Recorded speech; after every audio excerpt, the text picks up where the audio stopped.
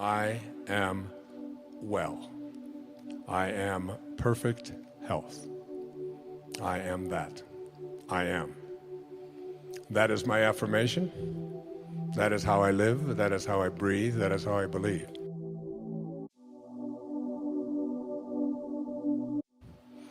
In the book of Joel, there's a line that says, "Let the weak man say, I am strong."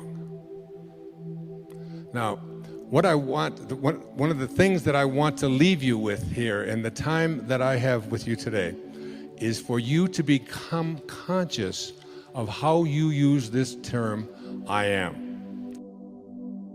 I have a CD, along with my friend James Twyman, that is, what they did with this is, it comes from the Moses Code, which is a book I encourage you to look at, by James Twyman. And what they did is they took the sound in Hebrew of the letters that mean I am that I am. Supposedly this is what God said to Moses. And they have associated the sound with what those letters meant back 1,300 years before the birth of Christ, or 3,300 years ago, and come up with the sound. The sound is a meditation that I do every day. And what I recommend that you do, so what I encourage you to do in terms of manifesting, before I get into the principles, is to take out a piece of paper sometime when you're at home, and it sounds like a silly thing to do, but I want you to do it. I want you to write at the top of that page the word that, T-H-A-T, that, okay? And under that heading, whatever it is that you would like to attract or manifest into your life, I would like you to just write that down, all right? So if it's a job that you want, if it's a relationship that you want, if it's a healing that you want, if it's abundance that you want to attract into your life, whatever it is, just place it underneath that. And come to a place in your life where it is spoken about in the book of Romans, in the New Testament. He calls those things which do not exist as though they did. You must be able to get to this place in your life where you don't use the evidence of your senses, what your eyes tell you, what your ears tell you, what your stomach tells you, what you see written down, what the internet tells you. You want to be able to be in a place where you are living from the end as if what you would like to manifest is already there. To make a future dream, a present fact, you must assume the feeling of that wish as already being fulfilled. All I can say to you is that so many incredible miracles have manifested into my life since I began practicing this meditation. Life, in all its activities, everywhere manifest, is God in action. Remember what I said earlier, the life in your body is weightless, and it is God. It is what you originated from, it is what you will return to. It is where my mom is right now. And it is only through lack of the understanding of applied thought and feeling that mankind is constantly interrupting the pure flow of that perfect essence of life, which would, without interference, naturally express its perfection everywhere. Saint Germain has come to me. I feel as if I have spoken to him. And one of the things that I know from Saint Germain, from Babaji, is that it's only 1 in a million people who spend any amount of their time giving thanks to the I am presence that is your very essence, your being.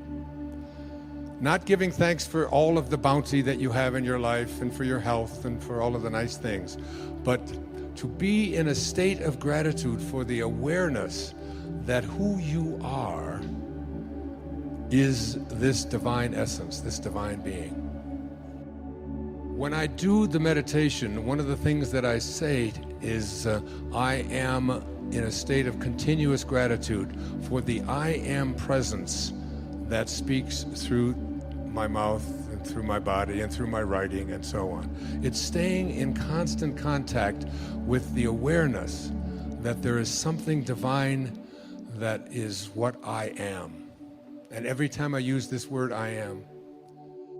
The natural tendency of life is love, peace, beauty, harmony, and opulence. This, by the way, is what Lao Tzu said as well. For life cares not who uses it, but is constantly surging to pour more of its perfection into manifestation, always with that lifting process which is ever inherent within itself. I am is the activity of that life. How strange it is that students with sincere interest do not seem to get the true meaning of those two words. When you say and feel, I am, you release the spring of eternal, everlasting life to flow on its way unmolested. In other words, you open wide the door of its natural flow. When you say, I am not, you shut the door in the face of this mighty energy. I often tell my audiences, God didn't say when Moses asked, what is your name and who shall I say sent me? He didn't say, my name is I hope things work out for you. He said, my name is I am that I am. That meaning, when he says I am that, that was Nisargadatta's great autobiography, or biography, and a book that I have studied for 30 years now. And he was known as the I am guru in India. And these two words, I am, have so much power within them. I am is the full activity of God.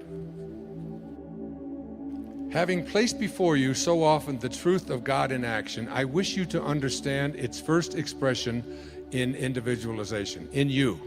All right? The first expression of every individual everywhere in the universe, either spoken word, silent thought, or feeling, is I am, recognizing its own conquering divinity.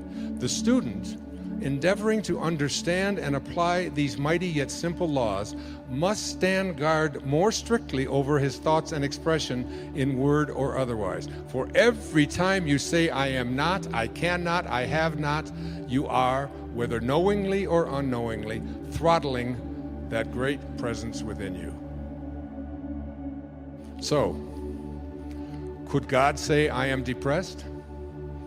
Could God say, I am sad? Could God say, I am unhappy? I am miserable? Not possible.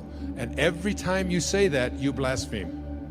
Because when you use the words I am, you are in union, you are in yoga with God. So when I do my yoga practice, and there's certain of these postures and asanas that I have a little more difficulty with others, especially balancing ones and so on. Before I start the asana, my inner meditation is, I am well balanced. I am perfect balance. I can do this. I am perfect balance. And as I do this, I begin to see that I am speaking to this body. And what is this body? It is nothing more than something temporary that is always changing, so it's not even real. The I Am Discourses are, I think, one of the great spiritual texts on the planet today. You can pick it up, especially Volume 3. It's published by the Saint Germain Press. Saint Germain is, I believe, because I'm a student of Yogananda, and Sri Yukteswar, his teacher, who was born on the same day I was in only 1855 instead of 1940, like me. And they speak about this saint that is capable, who always keeps a young body. His name is Babaji. How many have heard the name Babaji? Yeah, this is an audience. I don't have to ask that. Saint Germain is Babaji, in my opinion. This is someone who shows up in a young body. And when you read Ascended Masters Training, The Unveiled Mysteries, The Magic Presence, and the I Am Discourses, which I have read all of them and studied them before I actually channeled Wishes Fulfilled.